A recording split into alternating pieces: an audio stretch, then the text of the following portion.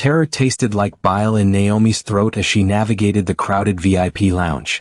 Behind her, the heavy footsteps of Kang Taeho's enforcers grew louder, cutting through the ambient jazz. They were closing the net. Then she saw him, Seo Jinwoo, seated in the center booth like a king on a throne. He wore a sharp black suit, a glass of amber liquid in one hand, his expression one of bored, disciplined intensity. Naomi didn't think, she just reacted. She slid into his booth, the silk of her emerald green dress brushing against his dark suit. She grabbed his lapels, her eyes pleading. "Pretend you're my man," she whispered, her voice trembling. "Please." Before he could blink, she pressed her lips to his. The reaction was instant. 5 jackets swept back in unison. 5 hands went to holsters. The ambient jazz seemed to vanish, swallowed by the rush of adrenaline, leaving only the metallic slide of steel against leather ringing in Naomi's ears. Park Min-jae stepped out of the shadows, death in his eyes, his weapon drawn but held low. But Jinwoo didn't push her away. His eyes, usually dead and lonely, widened in shock, and then he kissed her back. "Welcome back, family. I'm so glad you are here. Before we dive into this masterpiece, tell me where you are watching from in the comments and hit that subscribe button so you don't miss a single moment of Naomi and Jinwoo's dangerous romance. Trust me, you are going to be obsessed with this one. Let's get into it." The night had started with the sweet taste of expensive champagne and triumph. Naomi Carter stood on the balcony of her Gangnam office 3 hours earlier, looking out at the city she was determined to conquer. The heavy footsteps of Kang Taeho's enforcers faded into the corridor, swallowed by the ambient jazz. Naomi exhaled, a ragged sound that cracked the silence, and tried to pull back. She placed her hands against Seo Jinwoo's chest to push herself up, muttering a breathless apology. I'm sorry. They're gone. I should go." She tried to stand but she couldn't. Jinwoo's hand hadn't moved from her waist. It wasn't a painful grip, but it was absolute, a heavy, warm weight that anchored her to the leather seat. He didn't look at her. He simply picked up his glass of amber liquid, his expression unreadable. "Sit," a voice barked from the shadows. It wasn't Jinwoo. Park Min-jae, the head of security, stepped fully into the light. His posture was rigid, his hands clasped, but his eyes were sharp enough to cut glass. "You do not touch him," Min-jae hissed, his tone dripping with lethal annoyance. "And you certainly do not leave until we know exactly what just happened." Naomi stiffened, her heart hammering against her ribs as she realized the 5 men in black suits had subtly shifted, forming a human wall around the booth. She was no longer hiding, she was trapped. Jinwoo finally turned his head, his dark eyes locking onto hers. Up close, the loneliness she had glimpsed earlier was masked by a terrifying, disciplined calm. "You have 10 seconds, he said, his voice low and smooth like gravel wrapped in silk. Naomi swallowed the lump of fear in her throat. "They work for Kang Taeho. I refused a drink. He decided I didn't have a choice." Min-jae pressed a finger to his earpiece, listening to the chatter from the perimeter team. "Confirmed," he said, his voice cold and professional. "Facial recognition matches on the cameras. They are Kang's enforcers. And they are sweeping the exits. The question is," Min-jae continued, looking at Naomi with suspicion, "what did you steal from them to make them this desperate?"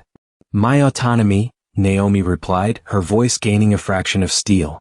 The reaction was subtle but seismic. The temperature in the booth seemed to drop 10 degrees. Jinwoo's movement stopped. He slowly set his glass down, the soft clink against the table sounding like a gunshot in the tension. "Taeho," Jinwoo repeated, testing the name. A faint, cold smile touched the corners of his mouth, devoid of any humor. He looked at Naomi, then really looked at her, not as a random woman but as a piece on a chessboard he knew too well. "If you walk out that door, Miss Naomi Carter. If you walk out that door, Naomi Carter, his men will pick you up before you reach the valet. You will be in his trunk by midnight."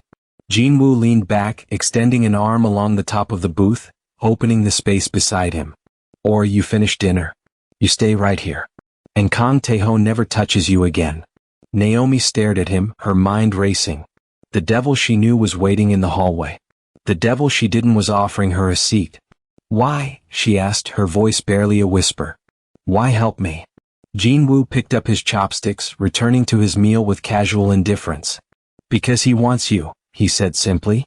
and I despise him. The elevator ascended in a silence so heavy it felt pressurized. Naomi watched the floor numbers climb, using the reflection in the polished brass doors to fix her hair. She took a deep, steadying breath, forcing her trembling hands to still. She pulled her confidence around her like a shield. She couldn't afford to look like a victim in front of these men. When the doors finally slid open, Naomi wasn't greeted by a home, but by a fortress of glass and charcoal stone. The penthouse hovered above Seoul like a suspended judgment, the city lights glittering coldly below. The air inside was sterilized, smelling of ozone and expensive leather, a space designed for command, not for living. She stepped out, her heels clicking sharply on the black marble. She didn't wait to be ushered. "Impressive," Naomi murmured, letting her gaze sweep the barren luxury. "And entirely suffocating." Choi Sung-ho moved to block her path. The enforcer was a mountain of a man, his physical presence designed to crush Will without a single word. He loomed over her, his broad shoulders obscuring the living room, waiting for her to shrink back. Instead, Naomi held her ground, tilting her head as if sizing up a piece of furniture that had been placed inconveniently. "Do I need a security clearance to find the bathroom, or are you just enjoying the view?" she asked, her tone dry. Choi blinked, his permanent scowl faltering. He shifted his weight, glancing uncertainly toward Park Min-jae. He was accustomed to trembling victims or disciplined soldiers, not a woman in an evening gown who looked at him like he was in her way. "She has teeth," Lee Dae-hyun observed quietly from the shadows of the kitchen island. The tactician didn't look amused. His eyes, cold and analytical, dissected her posture, her dress, her hands. "Teeth can be dangerous, Miss Carter. Kang Tae-ho does not chase women this aggressively for sport. What do you have that he wants? He doesn't like being told, no? I assume that's a concept you struggle with too." Lee's eyes narrowed, his suspicion deepening into something sharper, but a low voice cut through the tension. "Enough." Seo Jin-woo stood by the floor-to-ceiling window, his back to them. He had removed his suit jacket, revealing the gun holster strapped to his ribs and the dark ink crawling up the side of his neck. He looked like a silhouette cut from the night itself. Naomi felt the reality of the golden cage settle around her shoulders. The elevator required a code, the doors were reinforced, the men were lethal. She had traded a stalker for a warlord, and her freedom, the very thing she had moved to Korea to build, was now gone. Panic flared hot and tight in her chest. But then she looked at Jin-woo again. He stood perfectly still, staring out at the city that feared him. There were 5 men in the room sworn to die for him, yet he stood apart, separated by an invisible chasm of command. He wasn't just guarding his territory, he was guarding his isolation. Seo Jin-woo turned away from the window, the city lights framing his silhouette. He looked at Naomi, who was still bristling at the feeling of captivity. "Get dressed," he said, gesturing to a garment bag Lee Dae-hyun had just placed on the sofa. Naomi crossed her arms, her defiance flaring. "I thought this was a safe house, not a dressing room. I'm not going anywhere with you. If you stay hidden here, Kang thinks you are a victim trembling in the dark," Jin-woo replied, his voice devoid of emotion. "He will keep hunting. He will keep testing my perimeter. To stop him, we must change the narrative." He stepped closer, his dark eyes intense. "We are going to the nightly land auction at the Shilla. You will stand beside me. You will smile. And we will show the world that you are not his prey, you are my partner. In my world, ownership is the only law they respect. If I claim you publicly, Kang loses face if he touches you." Naomi stared at him, processing the cold, tactical brilliance of it. It wasn't a date, it was a territory marking. She unzipped the bag, revealing a stunning crimson gown. "Fine," she whispered. "But if I'm playing the part, I'm doing it my way." An hour later, the flashbulbs erupted like lightning as they stepped out of the armored sedan. Seo Jin-woo didn't flinch. His hand was a solid, grounding weight on the small of Naomi's back, guiding her through the throngs of paparazzi. "Smile," he murmured against her ear, his breath hot and intimate. "Kang is watching. Make him believe it." Naomi tilted her head back, offering a dazzling, adoring smile to the cameras while whispering through gritted teeth, "You owe me 5% of whatever you close tonight for this performance." Inside, the auction hall smelled of old money and silent judgment. This wasn't just a charity event, it was a battlefield where territory was traded over champagne. Jinwoo's objective was Lot 47, a stretch of coastal warehouse land critical for his logistics. But he wasn't the only wolf in the room. Chairman Min, a rival syndicate leader masquerading as a construction tycoon, was driving the price up, testing Jinwoo's discipline. The bidding war stalled at a staggering sum. Jinwoo's jaw tightened, his finger hovering over his paddle. He was calculating the cost of violence versus capital. "He's bluffing," Naomi said softly, her lips barely moving as she leaned into his shoulder. Jinwoo paused, his eyes narrowing slightly. "What?" "Min. Look at his left hand. He keeps checking his phone under the table," she murmured, looking like a lover sharing a secret joke. "A regulator just announced an audit on his tech subsidiary in New York. His assets are frozen until morning. He's bluffing with money he can't access." Jinwoo glanced at her, genuinely surprised, then shifted his gaze to Min. The rival was sweating, a subtle sheen on his brow despite the air conditioning. "Trust me," Naomi challenged, her dark eyes sparking with the thrill of the deal. "Break him." Jinwoo raised his paddle. He didn't just match the bid, he doubled the increment. The room gasped. Chairman Min turned pale, his bluff called in front of Seoul's elite. He hesitated, glared at Jinwoo, and slowly lowered his hand in defeat. The gavel banged. "Sold."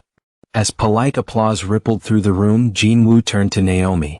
The cold, protective distance was gone, replaced by a sharp, assessing heat. He wasn't looking at a damsel anymore. Behind them, Seo Kyungtae, the silent shadow, caught her eye and offered a microscopic nod of respect.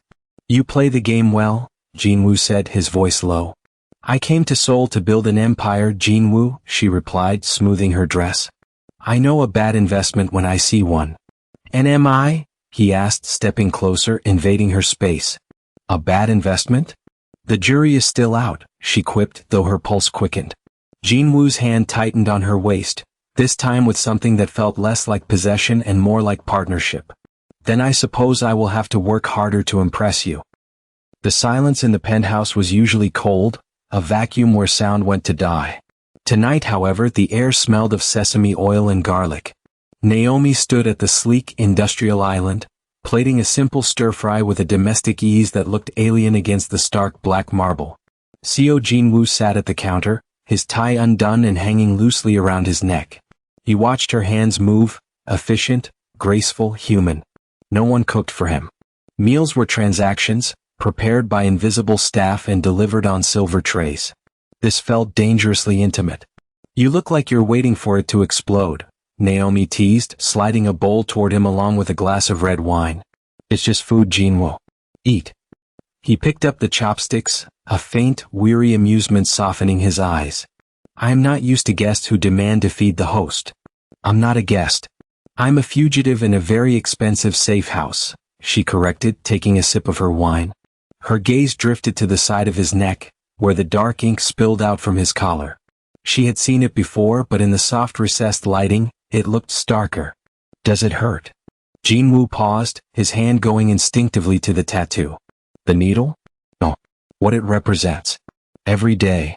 "A dragon," she noted, leaning closer across the marble. "A guardian," he corrected, his voice dropping to that low, gravelly register that vibrated in her chest. "In my world, power is not given. It is carved. This mark means I am the wall between order and chaos. It means I do not get to be tired, and I certainly do not get to be lonely." Naomi finished for him. Jinwoo went still. He looked at her, really looked at her, stripping away the layers of authority he wore like armor. "You are just a man, Jinwoo," she whispered, reaching out. Her fingertips grazed the skin just above the tattoo. It was an electrifying breach of protocol, touching the king without permission. He didn't pull away. Instead, he leaned into her touch, his eyes fluttering shut for a fraction of a second, starving for the contact. When he opened them, the darkness in his gaze was heavy with desire. The air between them thickened, charged with the same electricity that had sparked in the restaurant, only now there was no audience. "Naomi," he breathed, her name sounding like a prayer on his lips. He shifted, his hand coming up to cup her jaw, his thumb brushing her bottom lip. Naomi's breath hitched. She didn't retreat, she leaned in, drawn by the gravity of his isolation. The distance closed to mere inches. She could feel the heat radiating from him, Smell the sandalwood and expensive scotch. Buzz. The vibration of the phone on the counter sounded like a scream. Jinwoo froze. The moment shattered into jagged pieces. He pulled back, his face instantly hardening into the mask of the dragon. He glanced at the screen, his jaw clenching. Min-jae, he answered, his voice ice cold. He stood up, turning his back on her, the intimacy evaporating as if it had never existed. Report. The piece of the drive was a lie, a fragile silence held together by armored steel and bulletproof glass. Naomi sat beside Jinwoo in the back of the lead sedan, the ghost of their almost kiss still hanging heavily in the air. Jinwoo was on his phone, issuing low, rapid commands, his hand tight around the device. Then the world turned white. A thunderous roar tore through the night as a parked sedan erupted just meters ahead of their convoy. The force of the blast slammed into their vehicle like a physical fist, lifting the 2-ton armored beast off its tires before crashing it back down onto the asphalt. Down? The shout didn't come from Jinwoo. Before Naomi could even process the ringing in her ears, Han Woo-jin moved. The close protection specialist, seated in the front passenger seat, had unbuckled and thrown himself over the center console into the back. He covered Naomi's body with his own, a human shield against the chaos. The window beside her, compromised by the shock wave, shattered inward. Naomi screamed, curled into a ball beneath the weight of the man protecting her. For a moment, there was only the sound of car alarms and the hiss of steam. Then the door was wrenched open. Move.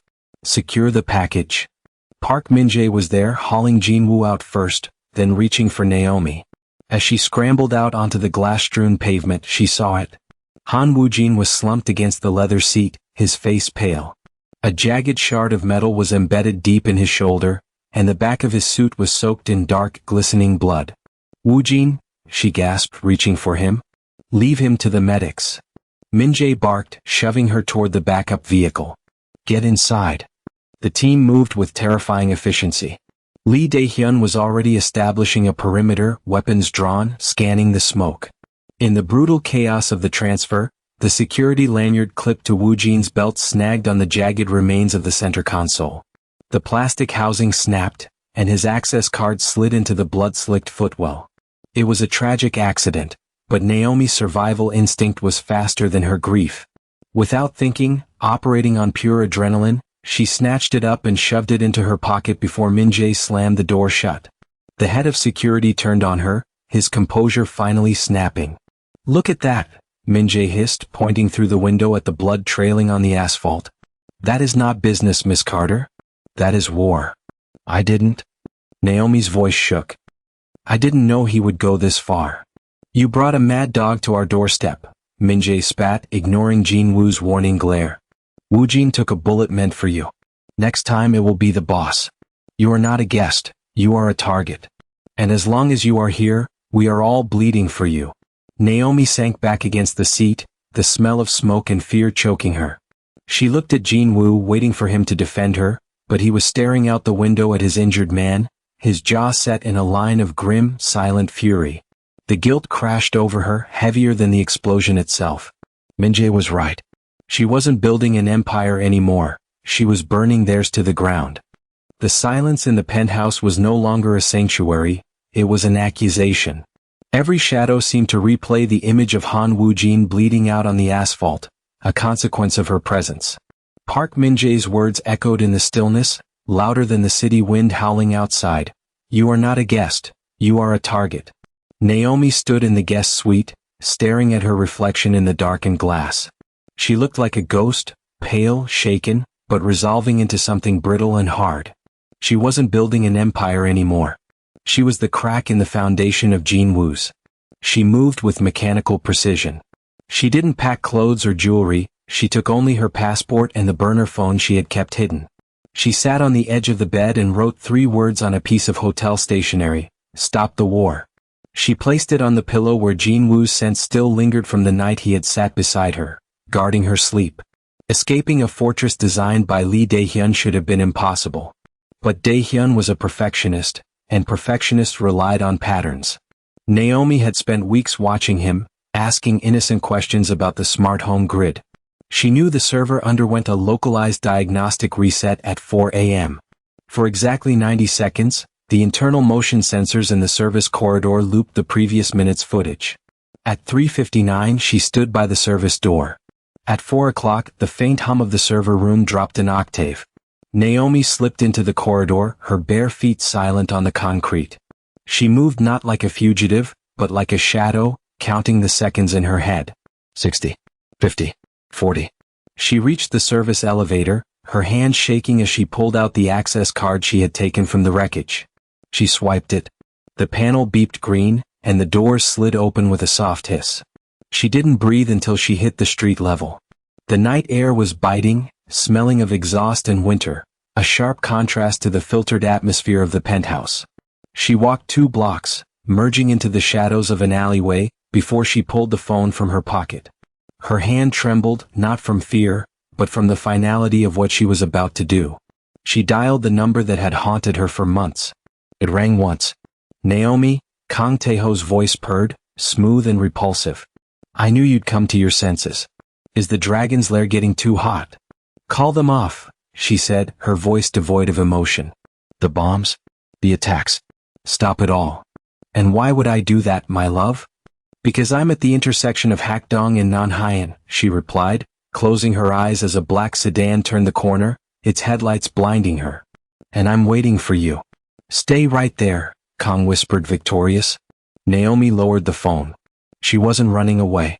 She was making a trade. Her life for Jin Woo's. As the black car screeched to a halt and men spilled out, she didn't fight. She stood tall, a queen surrendering her crown to save the king.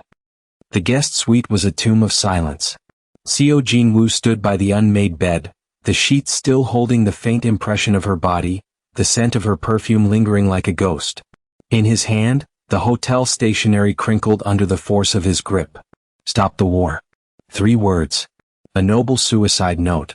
The loneliness that had defined his existence for decades rushed back into the room, but it was different now. It wasn't the dull ache of isolation. It was a sharp, freezing void that demanded to be filled with blood.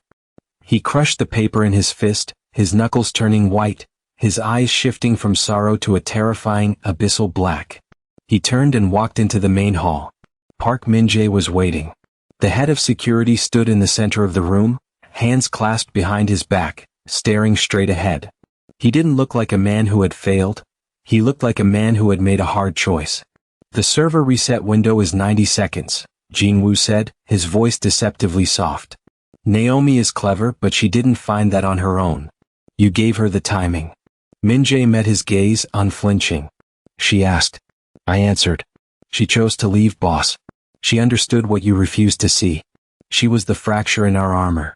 With her gone, Kang has no leverage. The syndicate is secure. Secure? Jin-woo repeated, stepping closer. The air around him crackled with lethal intent. You think you saved my empire, Min-jae? I saved your life, Min-jae countered, his voice rising with desperate loyalty. Woo Jin is in surgery because of her. Next time it would be you. I did my duty. I protected the king. There is no king without her. Jin-woo roared, the sound shattering the refined atmosphere of the penthouse. He grabbed Min-jae by the lapels, slamming him against the marble pillar. The violence was sudden, raw, stripping away the veneer of the disciplined businessman. You see buildings and territory. I see the only reason I wake up in this godforsaken city. If she is gone, none of this matters. I will burn this empire to ash just to warm her hands. Min-jae stared at him, stunned by the raw, unmasked desperation in his leader's eyes. He had served the dragon for 10 years, but he had never seen the man. Until now. Jin-woo released him, shoving him back. He adjusted his cuffs, the cold mask sliding back into place, but this time it was made of iron. Get the team, Jin-woo commanded, his voice dropping to a whisper that promised genocide. Arm Sung-ho. Get Dae-hyun on tactical. We are not negotiating. We are not trading. Boss? Min-jae asked, straightening his suit, the fear finally setting in. Jin-woo walked to the weapons cache hidden within the wall paneling, pulling out a heavy, matte black assault rifle. He racked the slide, the sound echoing like a death knell. We are going to war.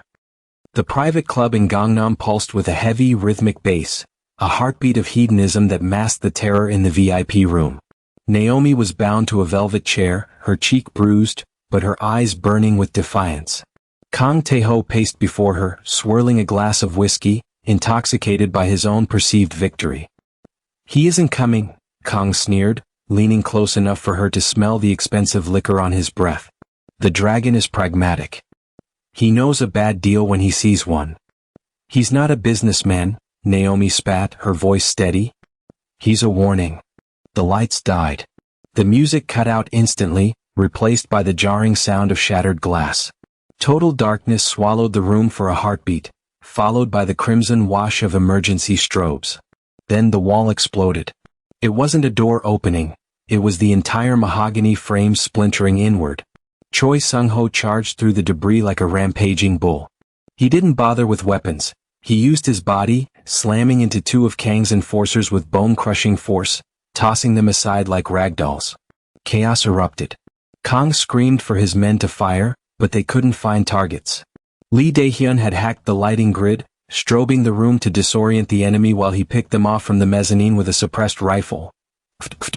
3 shots, 3 bodies dropping with tactical perfection. A guard raised his gun toward the breach, but he never pulled the trigger. A shadow detached itself from the darkness. Seo Kyung-tae, the silent observer who had spent the entire story watching, finally moved. He was faster than thought, a phantom in the strobe light.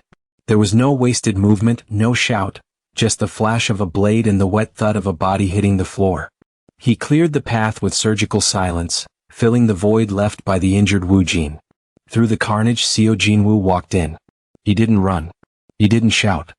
He moved with the terrifying calmness of a reaper. He stepped over the groaning bodies of Kang's men, his eyes locked on the man holding a gun to Naomi's head. Stop!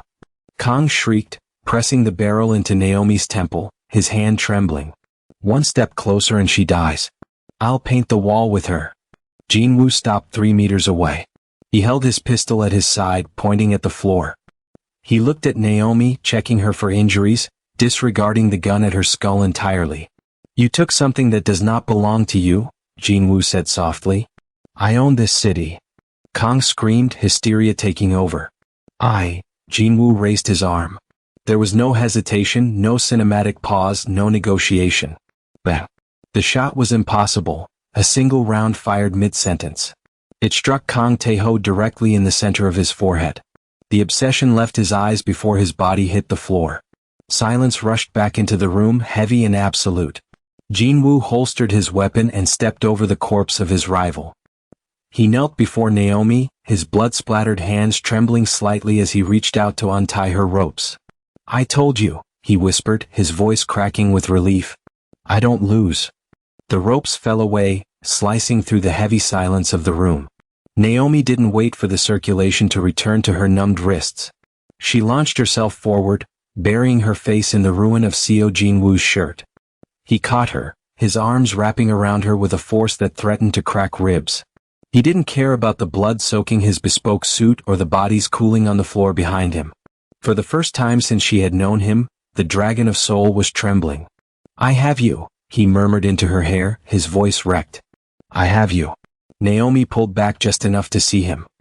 His face was splattered with crimson, his lips split, but the hollow loneliness that had defined him was gone, filled by a ferocious, terrifying relief. She traced the line of his jaw, her thumb brushing away a streak of blood. There were no negotiations left to make, no deals to strike. She simply pressed her forehead to his and breathed. He held her there in the ruin of the club until the sirens wailed in the distance, promising a safety that would take time to build, but would never again be broken. 2 weeks later, the jazz at the secluded restaurant in Gangnam played the same low, melancholic tune. The setting was identical to the night they met. The plush leather booth, the dim lighting, the glass of amber liquid resting near Jin-woo's hand. But everything else had changed. Naomi sat beside him, not as a fugitive, but as a fixture. She wore crimson tonight, a color that commanded the room, her hand resting comfortably over Jin-woo's on the table. His fingers were interlaced with hers, his thumb tracing the back of her hand in a slow, possessive rhythm. You're staring, Naomi whispered, leaning in, a playful smile touching her lips. I am memorizing, Jin-woo corrected, his dark eyes soft. I spent a lifetime looking at empty chairs. I prefer this view. Behind them the shadows shifted. Park Min-jae stood at his usual post, his posture as rigid as ever. But when a waiter approached the table a little too quickly, Min-jae didn't reach for his weapon. He simply stepped into the path, a silent, imposing wall, and gave a subtle nod that sent the server retreating to a respectful distance. To the left, Choi Sung-ho stood with his arms crossed, watching the room with pride. Beside him stood Han Woo-jin, his arms supported by a black medical sling, pale but unbroken. Even Lee Dae-hyun, usually so cold, offered a faint, acknowledging inclination of his head as Naomi caught his eye. They weren't guarding a liability anymore. They were guarding the queen. Naomi turned back to Jinwoo. The memory of her desperate plea, "Pretend you're my man," hung between them, a ghost they had both conquered. "I don't want to pretend," she said softly. Jinwoo smiled, a rare, genuine expression that reached his eyes. "Neither do I." Naomi leaned in, closing the distance just as she had that first night. But this time there were no clicking safety catches, no tensed muscles, no fear. She kissed him slow and deep, claiming him in front of God, the city, and his men. And as Jinwoo kissed her back, the 5 men behind them turned outward, facing the world, ready to burn it down if anyone dared to interrupt. But I have to ask, do you think Naomi made the right choice joining the dragon's world, or should she have taken that flight back to the States? Did she trade her autonomy for a golden cage, or did she finally find her true home with the lonely king? Let me know your thoughts in the comments below. If this story kept you on the edge of your seat, share it with a friend who loves a gritty mafia romance with heart. Until next time.